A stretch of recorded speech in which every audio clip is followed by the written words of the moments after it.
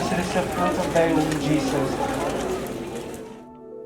At the height of the busy street of Caramoan in the province of Camarines Sur, during the Holy Week, Lolo Isyo, a local albulario, roams around the mountains of the area to search for medicinal plants.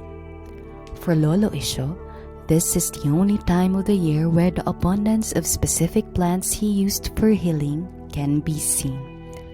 He refers to this event as a gift from the Tawong Bukid, a seeming divine transcendence giving potency to healers, albularios like him.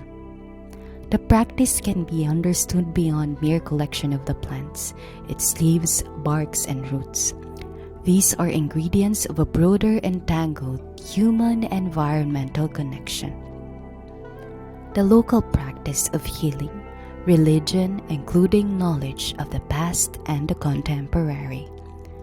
This entanglement, despite the modernizing local landscape with access to modern science through Lolo Isyo, tells how the practice continues to negotiate with modernity.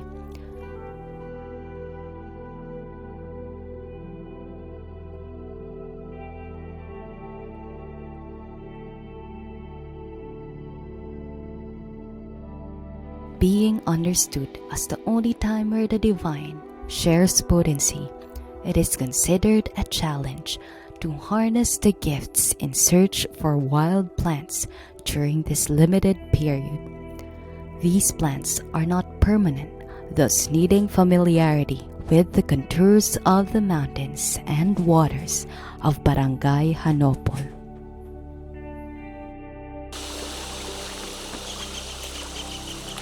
With Lolo Isyo, his wife Manay Susan, one of his sons Pedro, and grandson Alan, the family, along with Monaliza, joined the annual search for medicinal plants, a family tradition that entails expertise of the local ecology and physical endurance. Beginning with a 45-minute casco ride, enabled Lolo Isyo to easily navigate the waters of Hanopol Dam. This is followed by another 2-hour trail to search for specimens traversing the rich biodiversity of Caramoan. In gathering the plants, only specific parts are taken as an ingredient.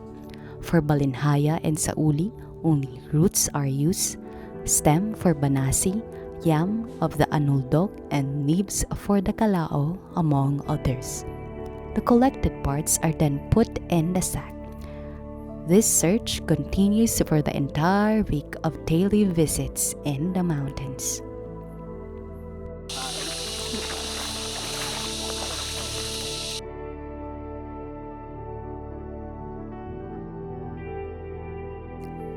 During Easter Sunday, the gathered plants are placed on their rooftop to dry for days until the specimens are totally dried.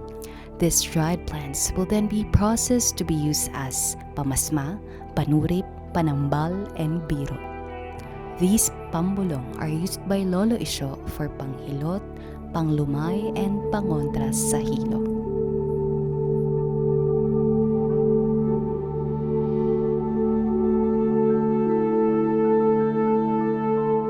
Pamasma and panurip follow the same process using a mixture of at least 50 chopped dried roots as ingredients, blend with either virgin coconut oil or water from the spring or anisado.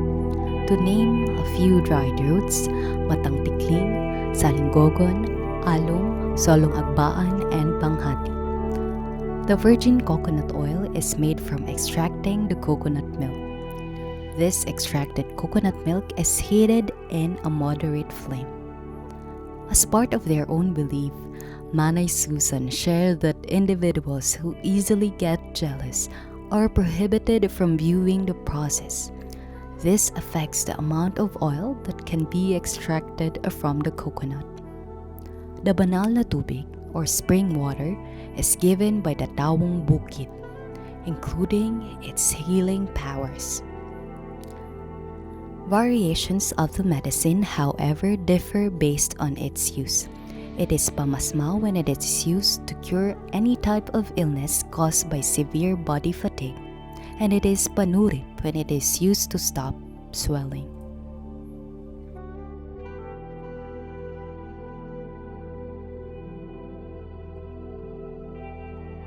Another type of Lolo Isyo's healing material is the biro. This is a powdered charcoal of dried plants that is used to be mixed with a banal na tubig and to be drunk during the healing process. This type of pambulong is used for any type of illness. The process of making the biro is done after the Holy Week or every fiesta, or as long as all the members are present. It is a well-planned tradition at which every family member must be involved. Those family members who are distant from them are being required to attend at home. All dried plants are burned in a metal container.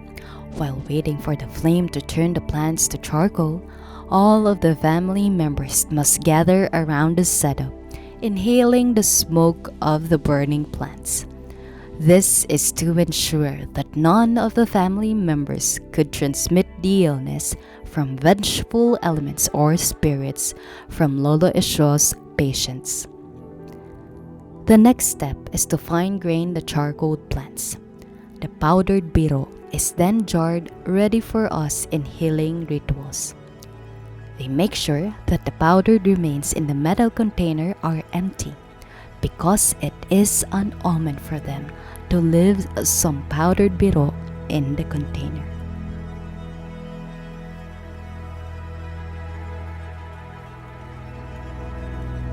Alongside the modernizing landscape of Caramoan, Lolo Isyo shows a story of the local practice situated within the human environmental conversations, a trial and error, resulting in human mastery of the landscape.